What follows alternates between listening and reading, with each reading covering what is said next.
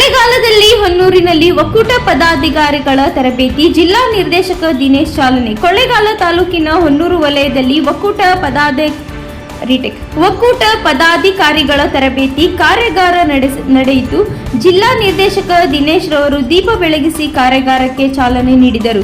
ಕಾರ್ಯಕ್ರಮದಲ್ಲಿ ಕ್ಷೇತ್ರದ ಹಿನ್ನೆಲೆ ಯೋಜನೆಯು ಕಾರ್ಯಕ್ರಮಗಳು, ಗ್ರಾಮಾಭಿವೃದ್ಧಿ ಯೋಜನೆಯ ಸಂಕ್ಷಿಪ್ತ ಹಿನ್ನೆಲೆ ಹಾಗೂ ಸೇವಾ ಟ್ರಸ್ಟ್ ಆಗಿ ಸೇವೆ ಸಲ್ಲಿಸುವ ಉದ್ದೇಶದ ಬಗ್ಗೆ ದಿನೇಶ್ ಅವರವರು ಮಾಹಿತಿ ನೀಡಿದರು. ನಂತರ ಯೋಜನಾಧಿಕಾರಿಯವರು ವಾರದ ಸಭೆ, ಮರುಪಾವತಿ ಹಾಗೂ ಕಾರ್ಯಕ್ರಮಗಳ ಬಗ್ಗೆ ಮಾರ್ಗದರ್ಶನ ನೀಡಿದರು.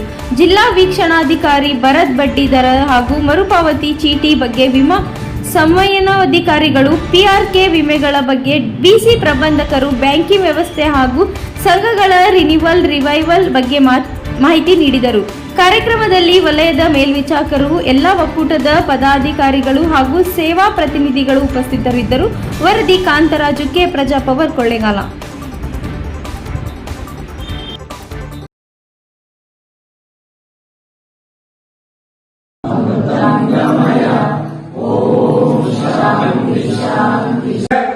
ಶ್ರೀ ಕ್ಷೇತ್ರ ಧರ್ಮಸ್ಥಳ ಗ್ರಾಮಾಭಿವೃದ್ಧಿ ಯೋಜನೆ ಅನ್ನುವಂತ ದೊಡ್ಡ ಚೌಕಟ್ಟಿನಡಿಯಲ್ಲಿ, ದೊಡ್ಡ ಛತ್ರಿಯ ಅಡಿಯಲ್ಲಿ ನಾವು ಕಳೆದ 12 ವರ್ಷಗಳಿಂದ ಜೊತೆಗಿದ್ದೇವೆ.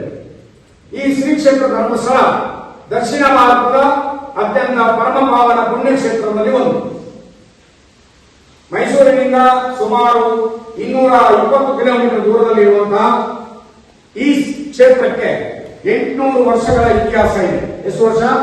800 ವರ್ಷಗಳ ಇತಿಹಾಸ